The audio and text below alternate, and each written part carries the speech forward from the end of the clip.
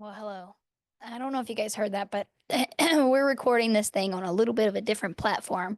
And we're now back in a new setup or an old setup, I guess. And I do have shorts on, okay? So, yes, I'm in a little bit less professional attire, but we will be okay with that, okay?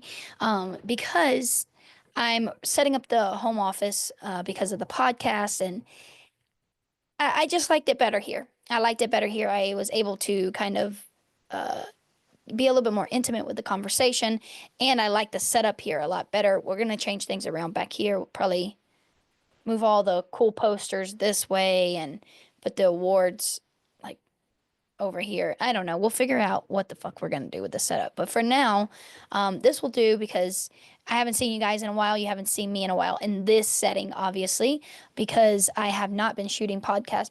My main priority at the beginning of the year has been um, getting my education finished, which I'm 2.5 weeks away. Which reminds me, if you haven't taken my survey, stop what you're doing, go take my survey so I can graduate. Okay, never thought this day would come, but here we are. We're graduating. Hopefully, fingers crossed, I don't fail my last class. Um, Other than that, today I wanted to kind of go back. So we're gonna call this season 2, episode 1, and I am not going to tell you when the next one's going to come because I don't know when the next one's going to come, but I am going to try and start doing these every week. And the reason why I think it can get it done a lot easier this way is because for all you tech gurus out there, this is how this is running. So we're shooting everything on my Canon, but you can see I'm looking down here is because I'm running it through Zoom. And so I got to teach myself to look up and not down because this is where I'm seeing all of the feed and this is where the camera is. So Zoom has this really cool feature where you can record everything. You can share your screens. You can have a full blown conversation. It'll do a transcript of your conversation that you had.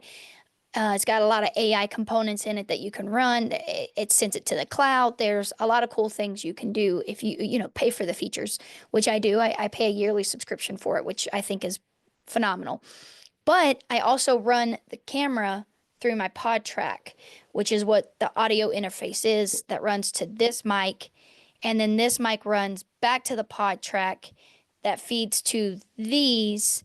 And then unit 4 on the pod track feeds the audio from the computer. So let's say if I have a guest, which we will have another guest, and they call in and they're calling in on their phone, maybe they can't do a video chat or something like that. This pod track does it all for me, which is really cool, and it just feeds it through channel 4. So there's the tech savvy of it. This is going to be a lot easier versus, okay, I'm taking the audio, I'm taking the visual, I'm combining them through Premiere, or yeah, isn't that what it's called? Adobe. We'll just call it Adobe. And that editing takes a long time. So now this is going to be one video that I don't have to worry about messing with the audio. I don't have to worry about doing any of that. And it just boom, right on the computer. I get to go in, I get to edit, I get to color correct if I want to, which I doubt I do.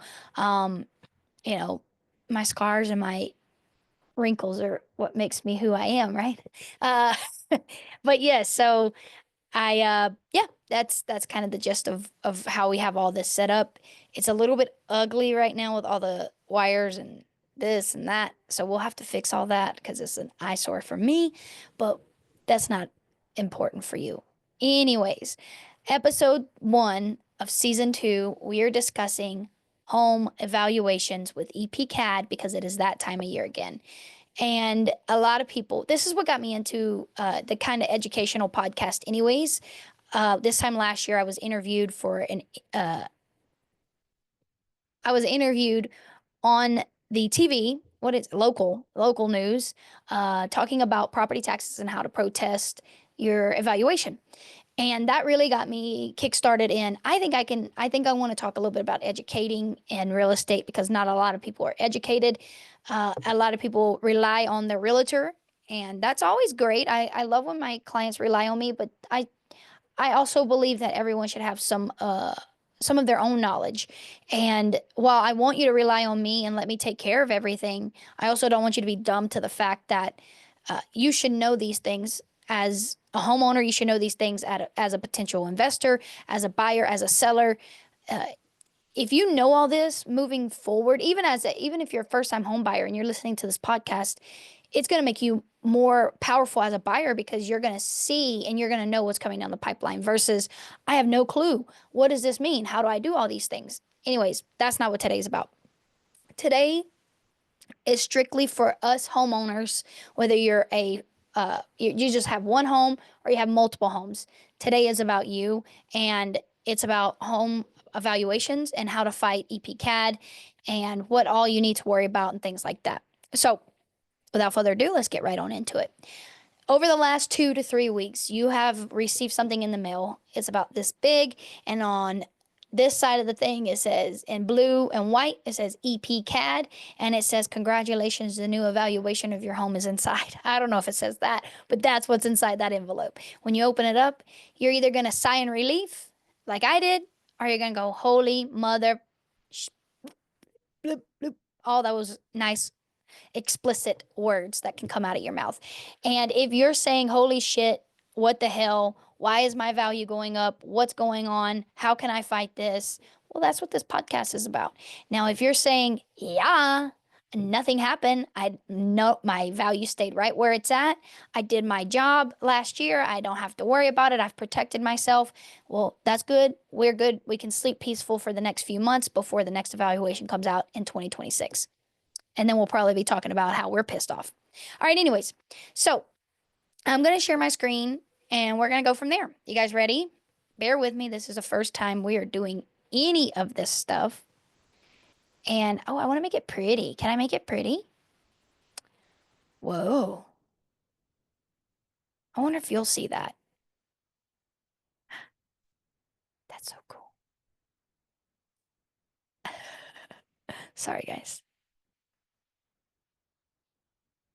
Wow, what is this one? Oh, no, that's a little too crazy now. I'm looking at backgrounds right now of what I can put. Oh, this one's cool. I like this one. We'll keep that one. Oh man, is it big? Can I make it big? I'll have to go in here and kind of mess around with things. I feel like I should make this a little bit bigger, don't you? What do you guys think? Half of the video is going to be me doing this. Let's edit. Hmm. Ooh, blue. I don't think we want blue. I mean, what am I talking about? That wasn't blue, that was pink. Can I make it bigger?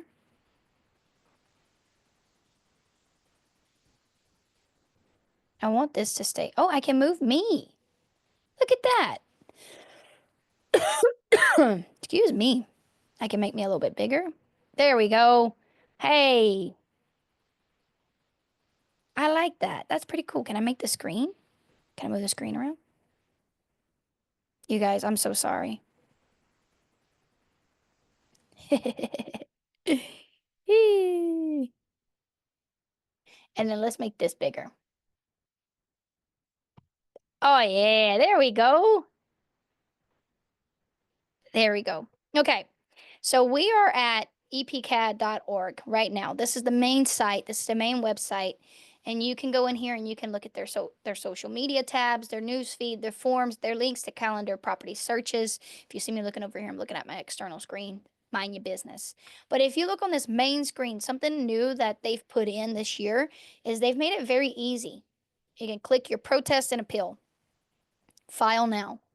I mean, it does not get any easier than that. It actually walks you through how you can provide evidence, the appeal process, the review board, all of that. It just takes you through everything you possibly can. They've made it very simple.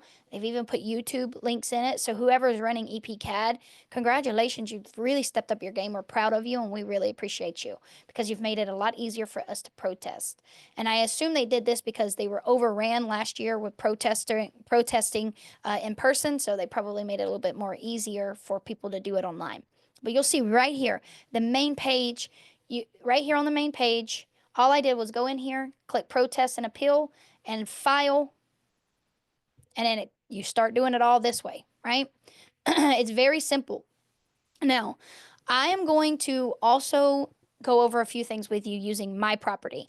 Now, I have already pulled up the pages that I want to look at so you don't get my address. I'm really hoping. If you do see my address, please don't show up at my house. This is Texas. Just remind yourself of that. This is Texas. And you may not be met with a welcome, is all I'm saying. Anyways, all right, so let's take a look at the last 3 years of evaluation of my home. This was 2025. You can see that's the year up here. You can also go here to Central Paso District 2024. And then you can go right here, 2023. You can see over the last 3 years, my evaluation has not increased significantly. And matter of fact, between 2024 and 2025, my evaluation did not go up at all. And the reason why my evaluation in the last 3 years has only gone up $5,000 is because I have this beautiful homestead cap on my property. So if you see people online complaining about their property taxes going up, chances are one of two things has happened to them. They have forgotten about their homestead, or one of three things. They have forgotten about their homestead cap. Number two, they're an investor and they're getting taxed on their properties that they do not live in, and it is their investment properties. So sorry for you. That's the price of being wealthy. And number three, you bought a new home in 2024 and you are not protected by a homestead cap because in 2024 you were getting taxed for the land and the land only. So in 2025, your new tax assessment is for the land and the home evaluation. So you may see an increase because of that. Now, if you bought a home with a very good loan officer, that loan officer should have protected you to the best of their ability by implementing an estimated taxes for 2025. So in 2024, you were prepared for that when you bought the home and you paid into that. So you should not see an increase if you had a really good loan officer. Or if you do see an increase, it should be very, very very small in your taxing, right? I said all that to say this. For those of you who are staying in the home that you are living in and that got taxed or that got an increased valuation and you are freaking out, you need to go look at this page. And you need to go and look and see right here, homestead cap. And the easiest way to do that, if I go back up, because in I'm not going to show that screen because if I show that screen, it'll show my address. But if I go to tax jurisdiction, it'll tell you right here in 2023, my proposed taxes were $8,800. With my tax exemption is $7,400. I just saved myself over $1,000. That's $1,400 if my math is correct. I don't know. I went to public education school in Louisiana. But if my math is correct, that's $1,400 I just saved myself in 1 year. If I go to 2024 and I do the same thing, right? My assessed taxes were $8,000 and I'm paying $68,000. You do the math. I think that's close to $1,000 difference, right? And then we can go down to 2025 and we can do the same exact thing and it's the same exact thing. And you may say, Erica, how did you get your taxes to go down? Well, I fought. I don't know how to explain it other than I put on my homestead exemption. I made sure everything was aligned in order and properly documented. And when I noticed in 2023 that my property taxes were at $8,800, I called Epcad and I said, hey, this doesn't seem right. This seems a little bit high. And they looked into it and they said, you know what? We actually agree with you. You don't even need a protest. Here you go. We're changing it. And they changed it. I will tell you this, Epcad is pretty easy to work with. I have had last year after the I was on the news. My phone was blowing up. My phone was like skyrocket with people texting, calling, and saying, "Hey, I saw you on the news, and we really want to fight our property taxes. We want to fight our evaluation." And I said, "Great, let's do it." Right? I'm so excited. Let's do it. All those people that reached out to me, we did some free evaluations, and I want to say about 90% of those people actually were able to fight their property taxes, and I would say win. There's only a handful that I kind of advised against it just because they've owned the house for so long and no evaluation had been updated in the last 5 years or 10 years. Some of them were 10 years. And so they kind of got hit pretty significantly right then and there. Because they didn't protect themselves, unfortunately. And a lot of these cases are, hey, this house belonged to my grandmother who passed away and I never updated anything. Well, unfortunately, when your grandmother is over 65 and she has a home, she has a senior citizens discount and she also had her homestead on it. And then EPCAD finds out that your grandmother's been dead for the last 3 years and you're still filing that house under those exemptions. You're no longer protected. I mean, there's a lot of things that go into it. So it's really important as homeowners or estate owners of the estate or overseers of our estates that we are staying on top of this. We are looking at this because sometimes even after you file and it shows that it's filed, a few months later you may come on here and it's like no homestead found. And you're like, what? I filed it. That's why it's really important to check this. I say every 3 months, at least every 6 months to make sure it's still there. The easiest way to do this, you guys, is if we go into like right here, if we go into 2024 to find out you have a homestead, is really to come right here, or let's go to 2025. I'm so sorry, guys. 2025 is to look right here at this tax jurisdiction and see taxed without current exemption and with current exemption. If these two numbers are different, you're good. Now, if you're over 65 or you have a disabled veteran or you have some percentage, which I do, you see mine doesn't reflect it. That's a fight for another day. You should also see that in your evaluation, your value. So not only will you have this homestead cap minus, you also have another minus that'll have your senior citizen discount or your veteran discount, right? So right here, there will be some other negatives if you have those things. Now, if I came here and I saw this and it's not done, right? I don't see the homestead cap. I come to jurisdiction taxing and both of these numbers right here and right here are the same. The easiest way to go and find out if my homestead is filed is go to property services. And right here in this little corner, it would say file your homestead. If that says file your homestead, you see where it says on file? It would say file your homestead right there. That's how you do it. And you know what? It's 5 minutes. A valid driver's license with that address needs to be uploaded. And other than that, it's like 5 questions. And that is it. That's how you file your homestead. Now let's go over. All right, we talked about that. Now let's go over how we're going to fight these things, right? So now we know we're going to go to our main page. Whoop. And on our main page, we got this tax bill, or we got this assessed value in the mail, and my evaluation came $50,000 over than it was last year. And you know what that means? If appraised value comes up, what does come up with it? Property taxes. So we already know we are going to go up in value and up in property taxes. And for all you people, disclaimer, all you people who are going out and buying flipped properties, it is very important for you to understand that the value that you bought that home for is the new taxed value, which means last year when they flipped that house and it was worth $107,000 and they flipped it and you bought it for $230,000, you are not going to get taxed for $107,000. You're going to get taxed for 200 and whatever the hell I just said number. Okay? That's how that works. So yeah, in 2024, your tax bill was fun. It was you were like, hell yeah, when? And then that tax bill comes out in 2025 and that assessed value comes out and it says your new taxing is $4,000 more a year. And now your mortgage has gone up $500 a month. This is your disclaimer.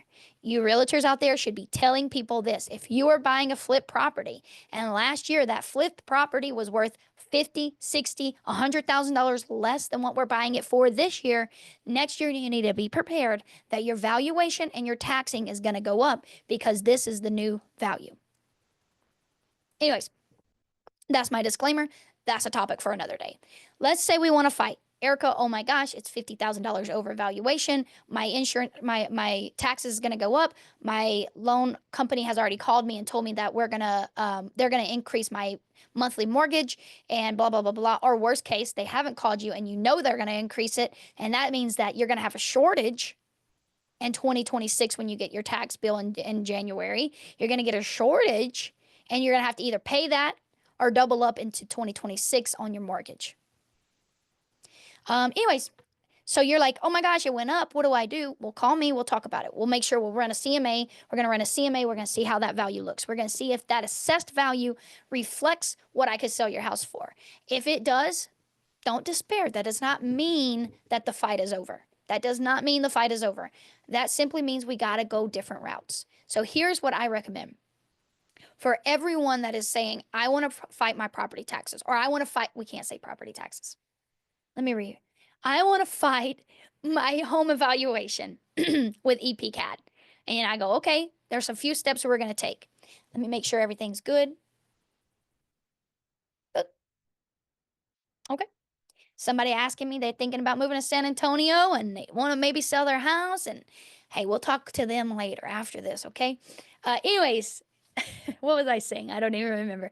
But yeah, so you call me, you say we got it's $50,000 over.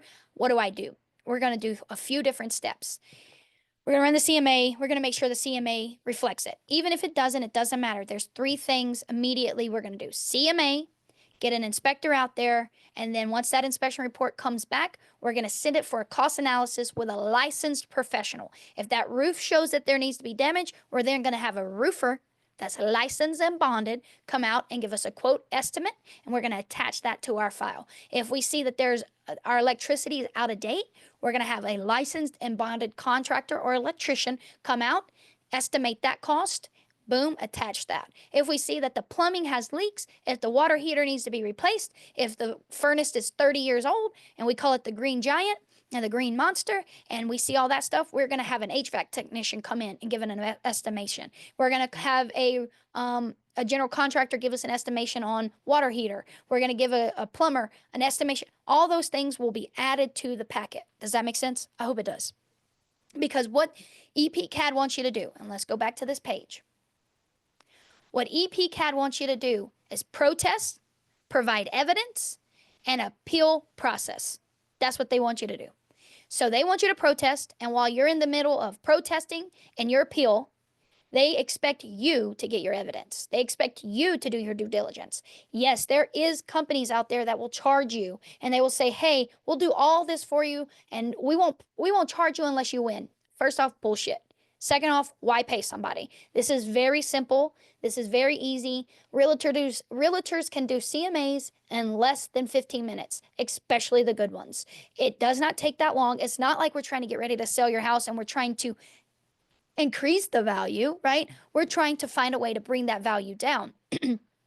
So the best way to do that is we're going to look at the last year, preferably last 6 months. And we're going to say in the last 6 months, the house that's yours, that's comparable in square footage, plus or minus 300 square feet, years, plus or minus 5 years, bedrooms, plus or minus 1, bathrooms, plus or minus 1, square feet. We've already gone over that. Is it a 2-story? Is it a single story? Is it a pitched roof or is it a shingled roof? Do you have back landscaping? Does your neighbors have back landscaping? All of those things matter when we talk about an estimated value, because what EPCAD is doing is they're going off of sold value, right? So they're going off of public records that have sold. So homes that are being put on the market are at the top, right? When you go to put your house on the market, if you're a good realtor will tell you, hey, fix these things. Let's patch those holes. Maybe we throw some money in the back landscape. Maybe we do these things. Those types of things is what goes into putting a house on the market.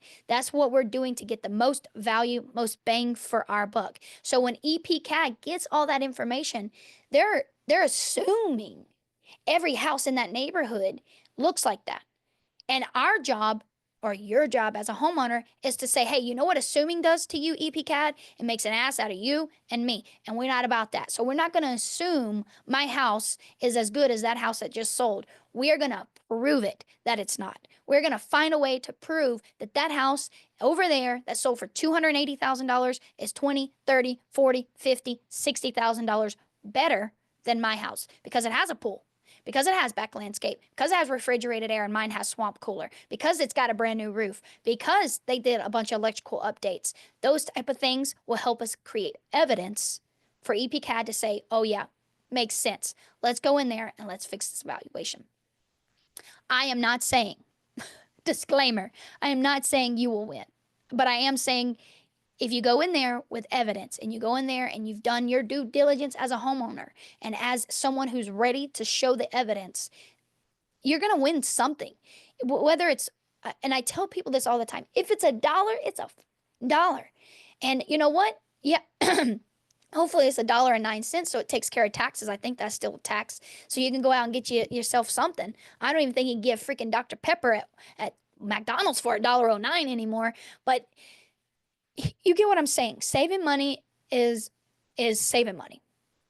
And at the end of the day, even if money's not your driving factor, sticking it to the man should be. And proving that, hey, I'm not just going to roll over and take it. Okay, because now I'm going to go on my soapbox. We've gone over all this, and now I'm going to go I'm going to go on a 5-minute soapbox. Are you guys ready for this? Listen. We are number 3 in the nation and number 1 in Texas on property taxes.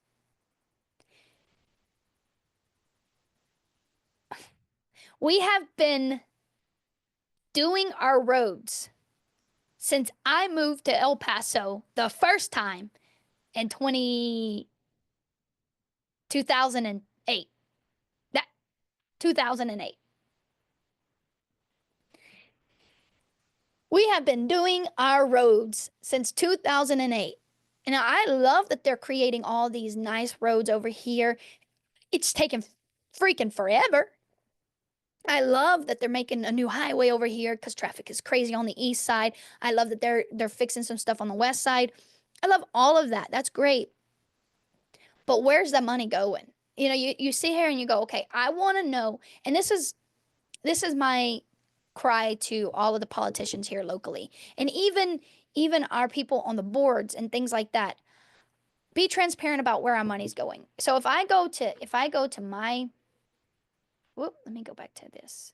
If I go to here and it's telling me Central Appraisal District, right, estimated tax, nothing. City of El Paso is getting $2,300 of my money. El Paso County is getting $1,200, $1,300 almost. Socorro ISD is getting $22, and EPCC is getting $333, and then University of Medical Center, or UMC, is getting $678. I don't mind paying those. I really, truly don't. Look, my wife works at UMC. I know they struggle. I know they're always short-staffed. I know it is a hard time out there. It's a struggle bus. I also know EPCC is a local college, community college that does a lot for our community. It helps transform our students and helps kids going from high school to college and what is that word I'm looking for? It doesn't fucking matter. You know what I'm trying to say. To take that step, right? And go into EPCC. I love that. But I would much rather give EPCC my money than I would much rather give El Paso County or the city of El Paso. Why I gotta give El Paso County and the city of El Paso? Again, get on my soapbox, and I don't mean to. I want transparency. What dollar is going where? Where is this going? And that's kind of what I hope we all start advocating for. Is I'm cool with you taking money. I don't mind it. I'm all about it. I believe in helping when help is needed. I am all about it. But where's my money going? And you say, well, it's on the streets. We're building these roads and we're doing all this stuff. Then get it done. You know, you know what I mean? Like, get it done. We don't need 60 million freaking schools. And if we do, then pay the teachers. And I'm not going to that. I'm not going on that. I'm not going on that. I'm not doing this. We're not doing this. All right. But this is my call to action. I want you to be a stronger homeowner. Whoop. Hang on. My camera just turned off. Let's go ahead and turn it off. Turn it off and then turn it back on. There I am. I don't know what happened. I think this thing has like an auto shut off. It doesn't matter. Anyways, yeah, that's my claim or my call to action. I want you guys as homeowners to be strong, be motivated, know all this stuff, know how to protect yourself, prepare yourself, and move forward. Because even if you're not fighting this year, like I'm not, We're going to fight next year, and we're going to have to worry about these things all the time. It's forever changing. And I love that in the state of Texas, we have our homestead and it protects us. Whoops. So sorry about that, guys. Did it mess it up? There we go. I love that all that stuff happens. I love that Texas takes care of homeowners. I do love that. What I don't love is that El Paso City, El Paso County does not take care of its property taxes. Okay. I'm not going to go any further into that. I believe the problem is within El Paso County. There is no reason, and I'm going to end with this, and I'm going to let you sit on this. There is no reason that a home for $250,000 in today's market, I'm going to show you right here. I'm going to show you right here. You ready? I have this beautiful handy dandy little app that tells me how much something's going to cost a buyer. All right, in the state of Texas, in El Paso. So in El Paso, if I bought a home for $250,000 on a conventional loan with 10% down, interest rate 6.875, because that's what a conventional average is right now, for 30 years, hazard insurance, we're going to put $1,500 a year. And for property taxes on a $250,000 home, we're probably looking anywhere from $700 to $7,000 to $8,000. So I'm probably going to say $7,500. Okay. I'm gonna close that out, and I'm gonna tell you that we're paying $2,300 a month for a $250,000 home here in El Paso, and that is $625 worth of property taxes a month. A month. And then I'm gonna say, let's hypothetically say we're gonna buy the same house in New Mexico, right? Where that tax is probably going to be less than $3,000, but we'll just say $3,000 to save our life. We are at $1,900. That's $250 in property taxes. If I wanted to go buy a home in Louisiana, and I wanted to buy a $300,000 home in Louisiana, I would pay $150 a month on property taxes. I would be able to afford a $350,000 home in Louisiana opposed to a $250,000 home here in El Paso, Texas. Anywhere in Louisiana. Now, I get there's some that are a little bit higher. You got your flood insurance and all that stuff. But keeping it current, New Mexico is our neighbor. I can go to Santa Teresa and buy a brand new house for $400,000 and pay $6,000 in property taxes. That includes a PUD, a PUD, that will fall off after the development of that neighborhood is done. That's a $1,500 PUD. So when that falls off, my property taxes for my $400,000 home in New Mexico would be $4,500, I think is what it would be. Versus here in El Paso, right on the other side of the highway of Santa Teresa and west side El Paso, I can go buy a $400,000 home and pay $9,000 to $12,000 in property taxes. New build, $6,000, Santa Teresa, New Mexico. Resale, El Paso, Texas, $12,000 in property taxes.